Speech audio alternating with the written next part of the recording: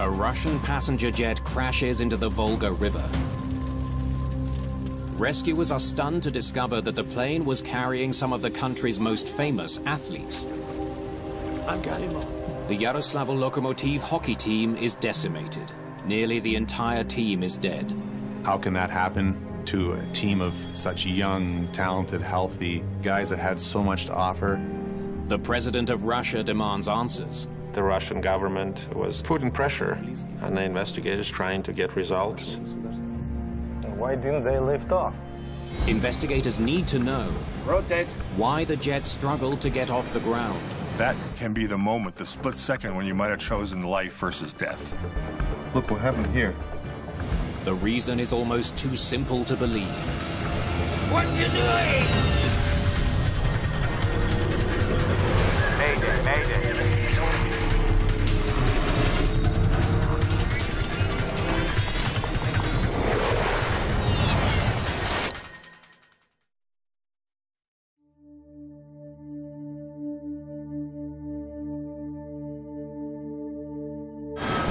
September the 7th, 2011. A Yak-42 jet descends towards a Russian airport, on its way to pick up some very important passengers. They were reliable Soviet-built airplanes that could land on shorter runways and extend that airline service to smaller airports. This charter flight is operated by Yak Service Airlines. Only the crew is on board. Flaps 30. First Officer Igor Zhivyelov is the airline's vice president of flight operations. In his nearly 30 years of flying, he's racked up more than 13,000 hours in the air. Flaps 30. Beside him is Captain Andrei Solomentsev, one of his closest friends. Get down. Flight engineer Vladimir Matushin rounds out the three-man cockpit crew. Get down, 3 green. Mechanic Alexander Sizov flies with the plane to make sure it's in good working order at all times. It's important to get people from A to B with obviously safe operation and good service. In the charter world, maybe more so because this is the reputation of the company. Will they call us again? The plane is just moments from landing in Yaroslavl, a city 250 kilometers northeast of Moscow.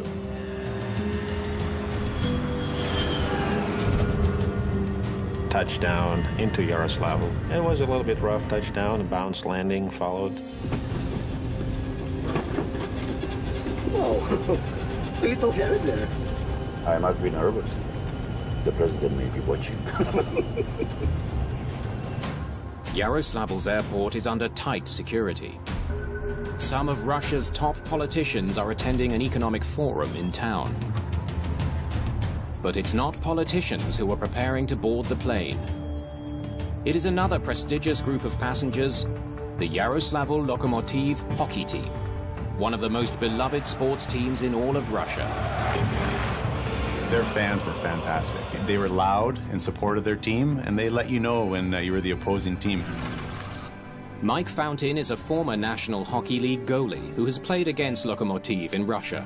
It created quite the atmosphere. Whenever you went to that city, it's a hockey town. They loved it. Hockey is a religion in Russia. People love hockey. People love hockey players. They're celebrities. They're stars. Alexander Galimov is a right winger who has played for Lokomotiv his entire career. Born in Yaroslavl, he's a local hero. Hey, coach. This guy's like me on the forecheck. Canadian Brad McCrimmon was an all-star NHL defenseman and assistant coach. Now at age 52, he's looking forward to his first regular season game as a head coach in Russia. For a coach like Brad McCrimmon, with his record, being an assistant coach with the Red Wings and his playing career, for him to go over to a team like Yaroslavl with the passion those fans have, I guarantee you he was so excited to have that opportunity to go and win that first game.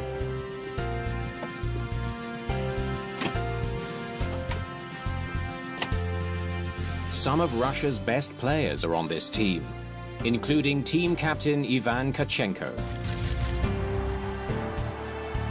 I had the opportunity to play against Ivan Tachenko for many years. He was a fantastic hockey player, and he was one of those guys that was always in front of you in the game, always getting an opportunity to score. In the preseason, Lokomotiv has been on a hot streak, winning 7 of 9 preseason games.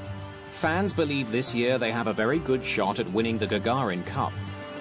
They want you to win the championship. That cup, it's a big deal. Hungry?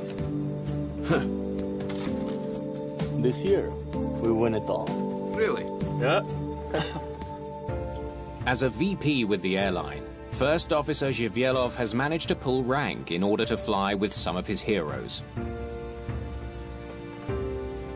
For this flight, Captain Solomentsev will take the controls, while Zhivyelov handles the radio calls.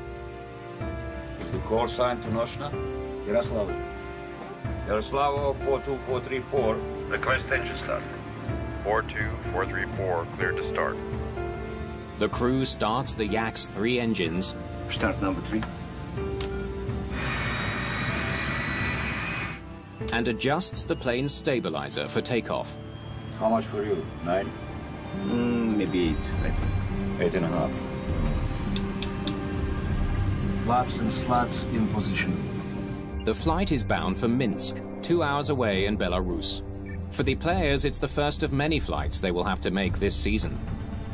The hockey players are the same over in Russia as North America. We've got the jokesters on the team. You've got the guys that will maybe sit in the corner, be a little more quiet. You've got the guys that maybe went out a little too much the night before and has a story for you. And it's kind of funny how that is an international thing. Checking the flight controls. Start complete. Thrust set. On September the 7th, 2011, just before 4 in the afternoon, the plane starts down the runway. Crew are taking off. V1 is 190.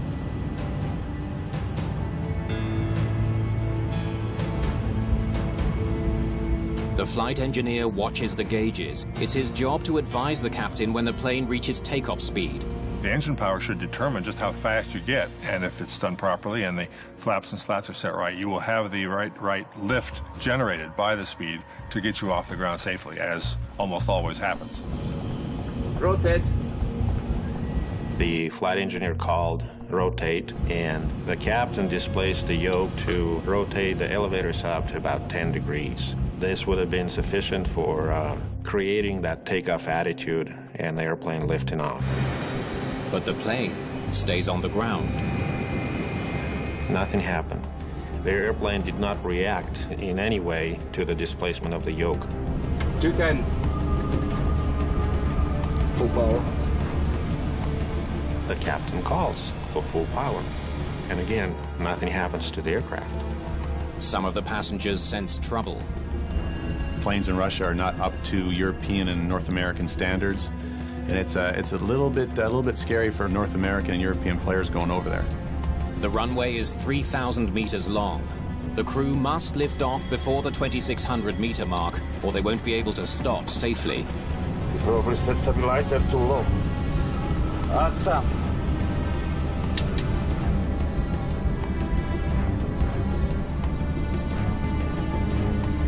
Adjusting the stabilizer doesn't help.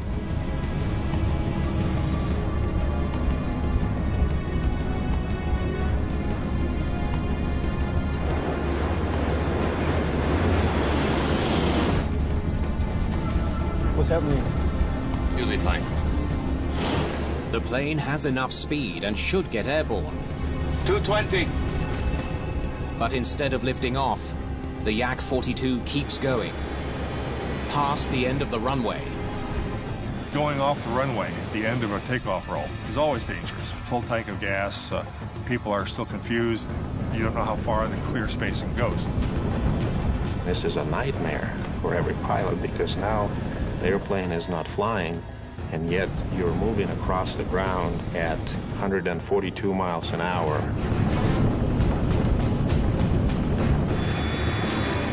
What are you doing?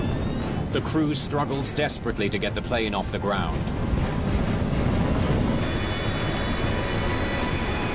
Finally, they succeed.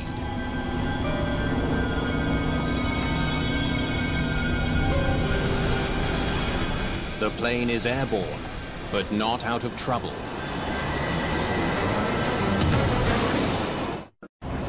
Yak Service Flight 9633 isn't able to climb. The pilots have lost control.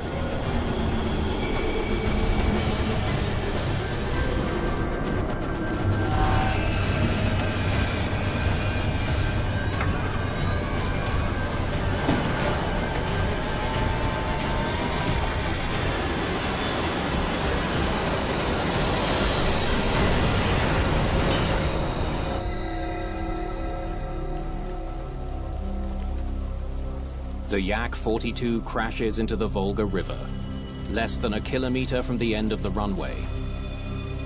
Local police patrolling the river are the first to reach the wreck. Star player Alexander Galimov has survived the crash. No, it's okay. Help the others. Mechanic Alexander Sizov is also alive. Over here! Help! Please! Rescuers are shocked to learn the plane was carrying some of Russia's most famous athletes. Thank you. I'm Galimov. Twisted wreckage burns near the river's edge.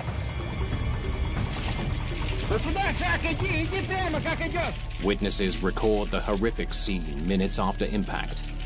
Onlookers see no sign of more survivors through the thick black smoke.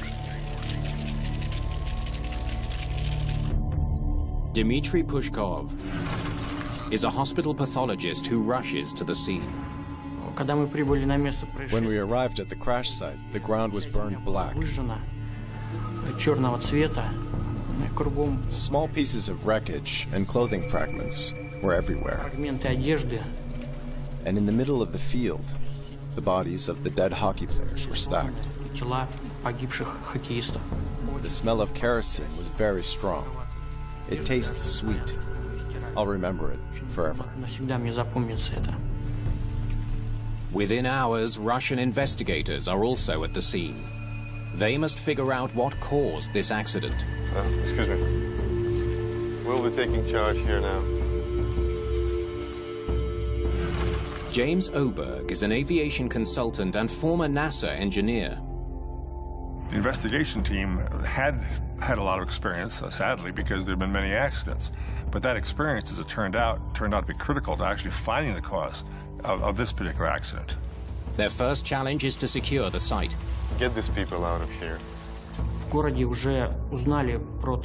News of the tragedy spread through the city, and fans as well as regular people wanted to see. Few could believe it, so they wanted to see what happened and say goodbye to the hockey players.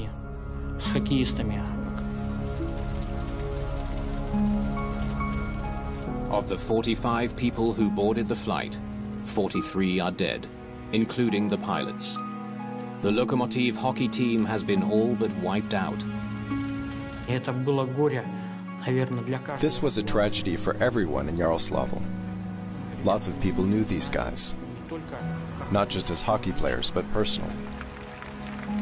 That's why everybody took this loss very hard.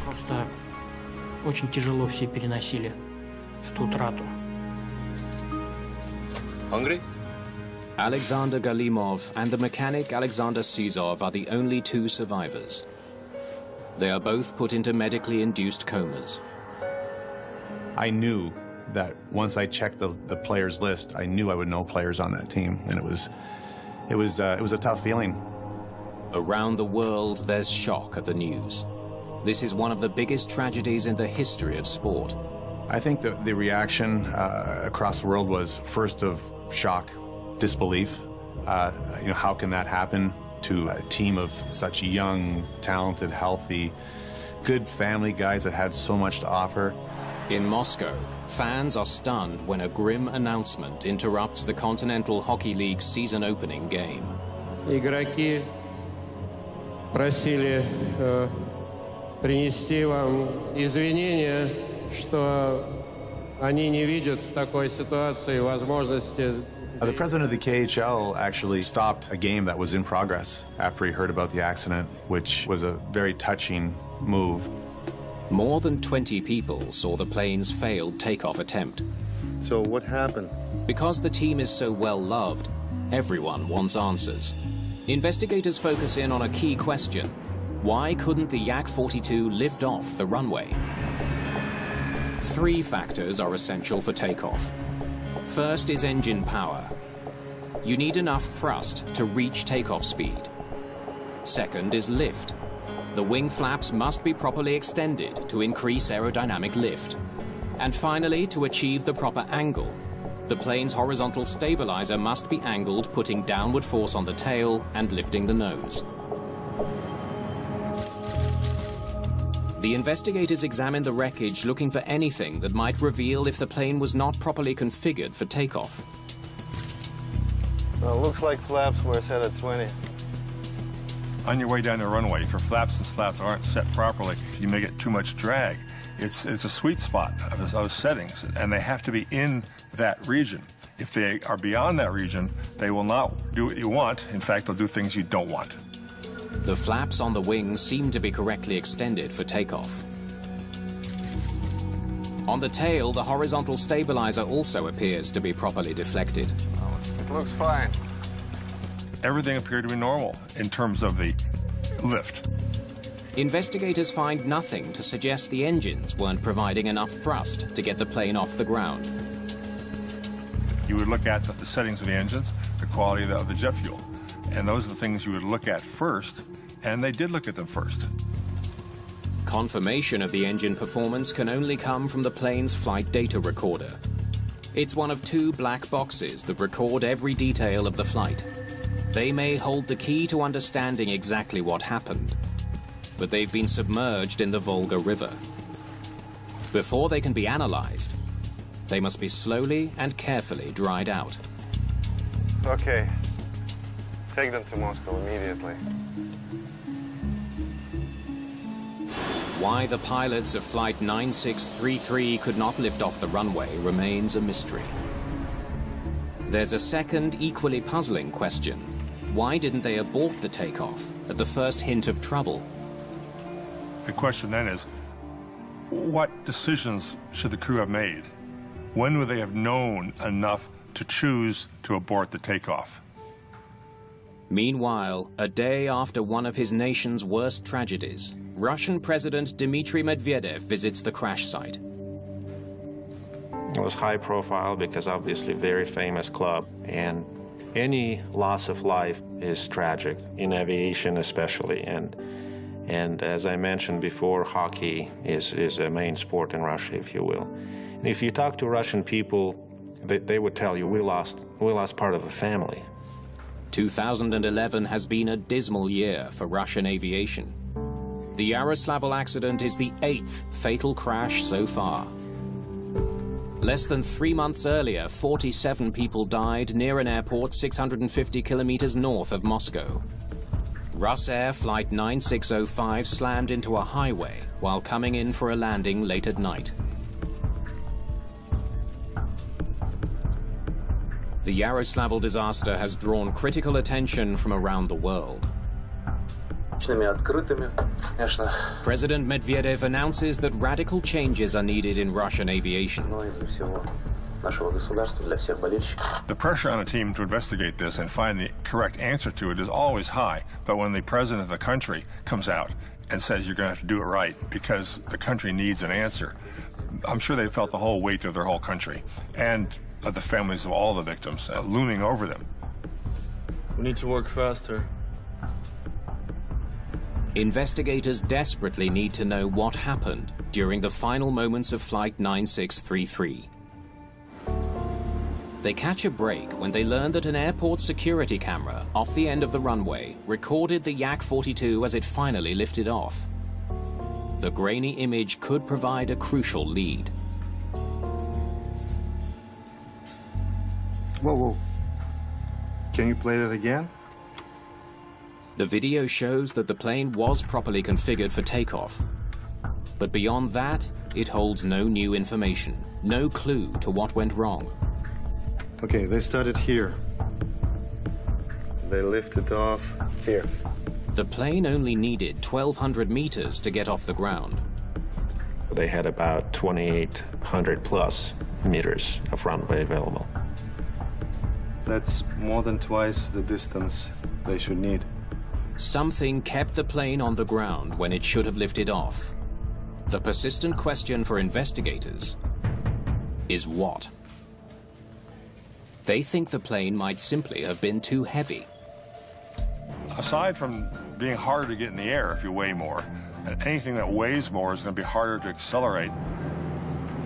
It's a lesson that was learned nearly 9 years earlier in Charlotte, North Carolina. All 21 people aboard a commuter plane died when it crashed and burst into flames less than a minute after takeoff. The plane was 263 kilograms above the allowed maximum. Weight was also considered a key factor in the US Army's deadliest peacetime crash. On Arrow Air Flight 1285, the weight of 248 soldiers equipped with heavy gear was underestimated. Their DC-8 fell from the sky 900 meters beyond the end of the runway in Gander, Newfoundland. Everyone on board was killed. If the weight is underestimated or not calculated at all, you just don't have that clear picture of what exactly to expect from the airplane. They didn't know their weight. Concerns over the takeoff weight increase when investigators learned that Yak service had no scales for weighing baggage at Yaroslavl's airport. There was no way to weigh the gear, the luggage and the cargo that would be loaded in the airplane, so it was estimated. But when investigators estimate the weight of the team and their baggage, they conclude that the plane was not too heavy. The weight is under the limit. Even with all the hockey gear, the plane was still safely under its maximum weight. It does not appear that was a contributing issue on this in this case, but it shows that the crew was not properly preparing the information they would need during the takeoff roll. If the problem wasn't weight, it may have been speed. Investigators returned to the engines. Using the plane's estimated weight, they determined that the speed needed for takeoff was 215 kilometers an hour. Didn't they ever get to 215? If the engines weren't working properly, it could explain the disaster. It's very fortunate that the flight data recorders were both recovered and functional, and that isn't a universal factor in modern Russian aviation. The speed question is resolved when investigators check the FDR data. They find that the engines had powered the plane well beyond takeoff speed. Engines are working. Investigators are baffled. They can find no reason for the failed takeoff. And why didn't they lift off? The airplane should fly. The airplane wants to fly. In fact, at 210 kilometers per hour, with the stabilizer set at 7 degrees, the Yak-42 will rotate on its own. On September the 10th, 2011, Russian Prime Minister Vladimir Putin attends a memorial for the Lokomotiv players, along with 40,000 grieving fans. 2 days later, Alexander Galimov, the last remaining member of one of Russia's best hockey teams, dies from his injuries. The Yaroslavl tragedy has now claimed 44 lives. With an entire nation mourning the loss of so many young athletes, the air crash investigation team is under intense pressure to deliver answers. The Russian government was putting pressure on the investigators, trying to get results, to get to the truth, what exactly was happening. Investigators scour the flight data recording, desperate for clues. Finally, they spot something unusual. Look at the acceleration. Despite full power from the engines, the Yak-42 did not accelerate as quickly as it should. During the takeoff roll, when the aircraft should be continuously accelerating, it was actually slowing down toward the end of the roll. And slowing down is a bizarre and unusual and potentially fatal development. It could be the lead investigators have been hoping for. If they can explain the bizarre drop in acceleration they may finally know what killed the celebrated team and the crew. Investigators can't figure out what could have caused Flight 9633 to lose speed at a critical moment. Could the brakes be on? Crew taking off. It's a bizarre possibility, but having the brakes on might explain the plane's unusual behavior. Something was braking the aircraft at a time when everything else was trying to speed it up. To confirm their theory, investigators conduct a test at the Gromov Flight Research Institute near Moscow.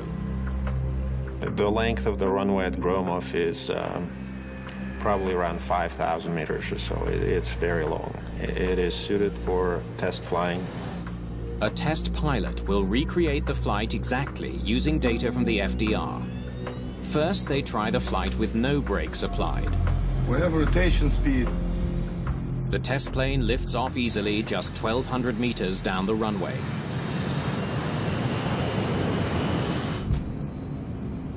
Then they try the flight again. This time puts the brake on. They gradually applied the wheel brakes to slow the aircraft down as you're attempting to take off. With the brakes on, the plane still has enough power to take off. But the distance needed to reach takeoff speed more than doubles. What the flight test indicated was that the 4 sets of brakes in the landing gear were activated and were actively slowing down the aircraft as it's rolling down the runway. The test flight evidence is compelling. It now seems almost certain that the Yak-42 powered down the runway with its brakes on. Rotate. The puzzling question is why? A bizarre situation, and explaining it was a real challenge. Investigators listen to the cockpit voice recording from Flight 9633. Okay, go ahead. They hope the crew's conversation can help explain how and why the plane's brakes were activated during takeoff. Thanks. Check on the left, functioning.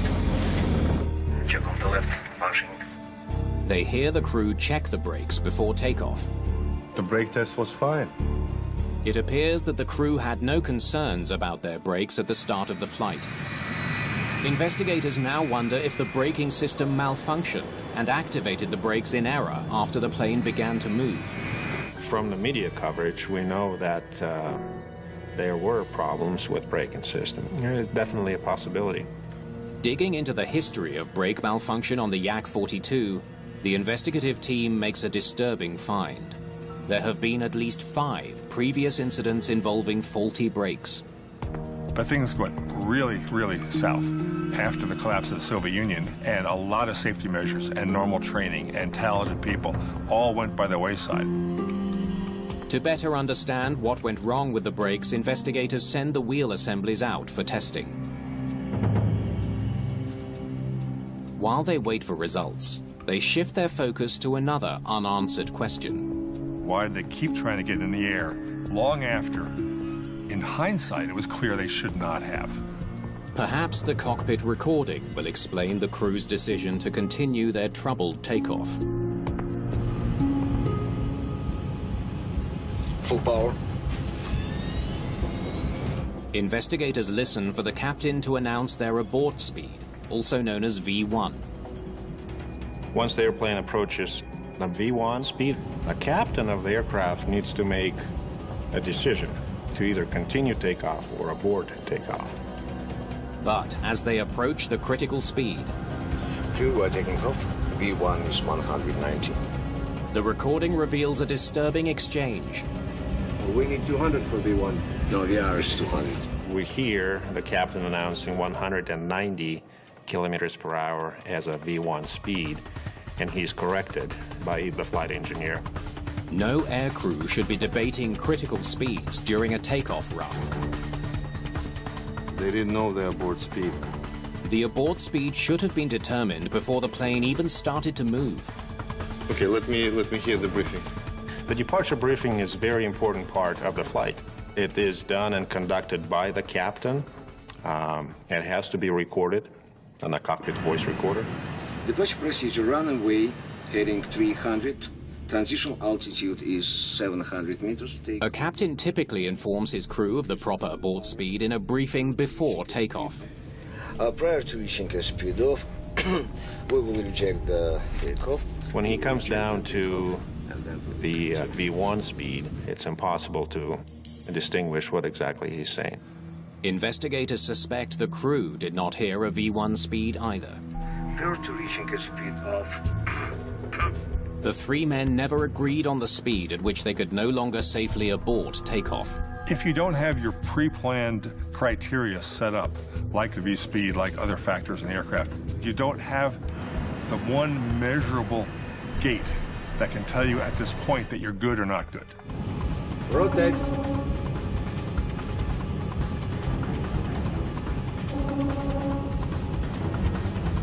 Had they rejected takeoff 3 to 5 seconds after attempting to rotate, they would have still stopped in the clearway, and everybody would have just walked away. Instead, they try to troubleshoot the problem. The power reset stabilizer too low. Add some. Until they run out of runway. Calculations show that from the time the pilots first attempted to lift off, they had 5 seconds to decide whether to stop. They had time to stop. They allowed themselves to get to the point where they no longer wanted to abort and would rather have continued on, which they did. In the cockpit, there was a feel that the airplane is going to get airborne any second now. Any second. We'll a little bit more speed, and we're going to lift off. Investigators conclude that continuing the takeoff was a fatal error by the crew. They can only speculate why they did. Perhaps the pilots felt pressure to get their prestigious passengers to their destination on time. The crew, of course, was trying to do their best and perform this mission. Take them for their opening game of the season. If you have a maintenance delay, it doesn't quite look good in your company. Will they call you again? I don't know, maybe not. Meanwhile, results from the brake system analysis are in. There's no evidence of mechanical failure. The brakes were fine. They calculated that having them actually fail independently, accidentally, altogether, the odds were literally 1 billion to 1, which it'll never happen. The finding moves the investigation closer to a disturbing conclusion. One of the pilots must have applied the brakes himself. We need to take a closer look at the crew. Investigators know that if they announce the crew was at fault, the public will question their motives. There is a very common cultural thread in Russia of blaming the people present for something that goes wrong. It helps to insulate those who put them there, or those whose decisions put them there, keeps them blameless. Few are willing to believe that one of the two experienced pilots could have accidentally had his foot on the brakes during takeoff. Many eyebrows got raised within the Russian airline industry. We know that the first officer was a very distinguished pilot, and he had almost 13,000 hours as a first officer and a captain. But a review of the crew's flight records offers up a clue. Both pilots routinely trained on and flew 2 different versions of the Yak plane. The Yak-40 is a much older regional jet. Introduced in 1968, it carries up to 32 passengers. The larger Yak-42 made its first flight in 1980. With a swept-wing design and more powerful turbofan engines, it can carry 3 times as many passengers and fly longer routes. Both pilots were more experienced on the Yak-40 jet, but they also flew the Yak-42, depending on which was available. At most airlines, pilots are not allowed to switch from one type of plane to another. It is improper and incorrect to train a pilot to fly 2 airplanes at the same time. It's beginning to look like the crew's habit of flying 2 different but similar planes may have led to confusion in the cockpit. Focusing in on the brake pedals, investigators spot a small but potentially significant difference. I want to see those pedals. The Yak-40 brake pedal cups the pilot's entire foot. But the Yak-42 is designed so the pilot's heel rests on the floor. They were flying back and forth, these two different kinds of aircraft, which happened to have different ways of putting their feet on the brake pedal. And that was when the aha started to appear. A pilot accustomed to flying the Yak-40 might have placed his whole foot on the pedal, a mistake that could have activated the brakes.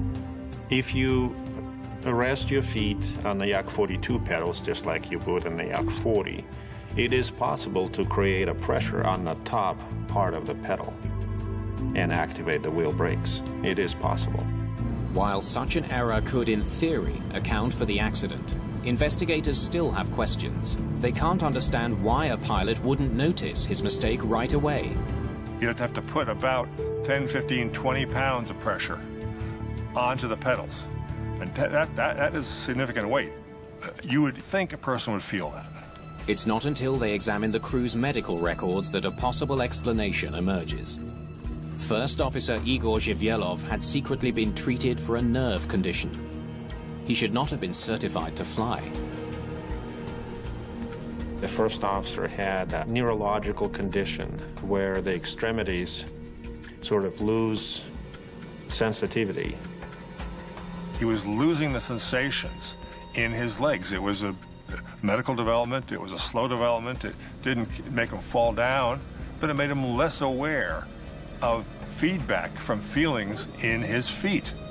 So the argument was made that the first officer could have been pressing on the brake pedals without even realizing it. Look what happened here. It seems that the brakes affected the plane's flight in more than one way. Football. The brakes didn't just slow the plane down, they also kept the nose from lifting up. It's going to pitch you down because you are being pushed by engines that are above the brakes. It's going to give the aircraft a nose-down pitch. Engaging brakes on a rotating wheel creates a downward force on the nose. It acted on the Yak-42 almost like glue, sticking the plane to the runway. You probably set stabilizer too low. Add some. The crew's attempts to get the nose up only made matters worse once they were off the ground. At that point, the braking force of contact of the tires with the runway now stops. And all the other forces that you've been putting into the aircraft, pulling back on the yoke, elevator trim, flaps, just to get the nose up, they are now no longer counteracted by the nose down force of the braking.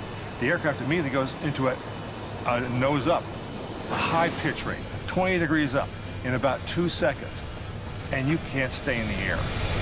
The sudden nose-up attitude causes the wings to quickly lose lift. Drag increases, the speed drops, the plane goes into a stall. And you're just a big hunk of metal and fuel and flesh just falling through the air. While digging further into the pilot's records, investigators make another astonishing discovery. Oh, whoa. So he didn't complete the training? In the training reports of the two pilots, it was discovered that in many cases, they had been certified as having accomplished certain flight tasks and flight challenges, such as poor visibility, bad weather flying, when they hadn't. The captain went through training, then it was sort of put on hold, and then went through training again, and then switched employers. But the training was done inconsistently with breaks in between. Some of the training documentation for the first officer was not even available. How much were you? 9? Maybe 8, I think. 8.5. The crew, while highly experienced, lacked the correct training to fly the Yak-42. The Federal Air Transport Agency immediately suspends the operating license of Yak Service Airlines. The fleet was grounded and Yak Service as a company was closed. It was the people who had set up that disaster by not properly training them, by not properly assigning them, and by a whole series of regulatory failures and procedural failures that set up this accident. There is one final revelation which helps investigators understand the precise steps involved in this accident. Data from the flight recorders shows the crew made another critical error just seconds before impact, one which ultimately doomed everyone on board. What are you doing? Full power!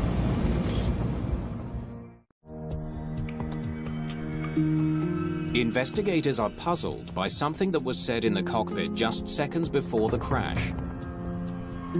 What you doing? Full power! The flight data shows that there was a momentary drop in engine thrust, accompanied by a brief deflection in the elevators. When they synchronize the data with the cockpit recording, a tragic picture emerges. After rolling off the runway, the captain moves his controls to abort the takeoff. The flight engineer follows his lead and decreases engine power. The flight engineer thinks they have aborted, they are going to abort. He sees a clue from the action of the pilot on the yoke and puts the engines to neutral, actually powers down the engines. What you doing? But the first officer disagrees, and the captain reverses his decision. Full power! He orders the engineer to put the engines back at full power and tries to take off. Running a safe cockpit requires there to be a distinct chain of command, and the captain is in charge. But the problem with YAC services was that the first officer was actually bureaucratically his boss, because he was the director of flight services. It was their last chance. Even a momentary hesitation as to who's in charge and whose word goes, that, in a case like this, can be the moment, the split second when you might have chosen life versus death. Only 2 months after the crash, investigators release an initial report outlining the causes. The pilot's inadvertent braking is listed as a main cause of the crash. But the real blame, as the accident investigation came to the conclusion properly, in my mind, was that the people who put the crew in that position were the ones to blame. The charter airline YAC service is also severely criticized. The crew was doing things that you could have predicted in advance they would have done. And they were not doing things you could have predicted they wouldn't have done because of the nature of the crew training, their background, their experience, everything that you could expect a pilot to do under those conditions. The sole survivor of the crash, mechanic Alexander Sizov, requires ongoing treatment. He no longer flies.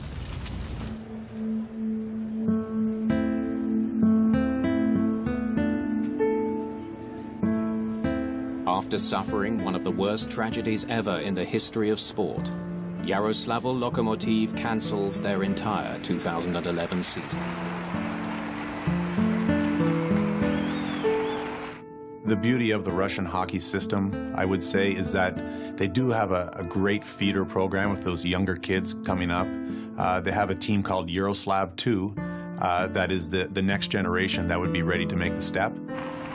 The next year, the team made a triumphant return. Once again, the city of Yaroslavl has hopes of winning the cup. The Lokomotiv fans would also come to understand the true character of their late team captain, Ivan Tkachenko. For years, Ivan had been anonymously donating millions of rubles to seriously ill children. Only minutes before takeoff, Tkachenko made his last donation to a 16-year-old girl in hospital, a girl he had never met. For some, there's hope that the Yaroslavl disaster will lead to safer air travel in Russia. Through my years of playing there, plane crashes were just, oh, Mike, it's Russia. That was the attitude of the players I played with and the organization. It's just Russia. And hopefully, unfortunately, a tragedy like this can hopefully maybe wake some people up. There is a push from the government to clean up the industry from the small operators that are not quite being controlled, if you will, or inspected properly on a regular basis. The crash of Flight 9633 shone a harsh spotlight on commercial aviation in Russia. Many in the industry believe that what's required now is a strong effort to maintain a culture of safety throughout the nation's aviation industry. There's hope we can establish control, but it requires constant vigilance. That's not something that procedures can fix. Only a cultural change can fix it. And getting that cultural change is devilishly difficult. But if you don't do it, then you pay a devil's ransom.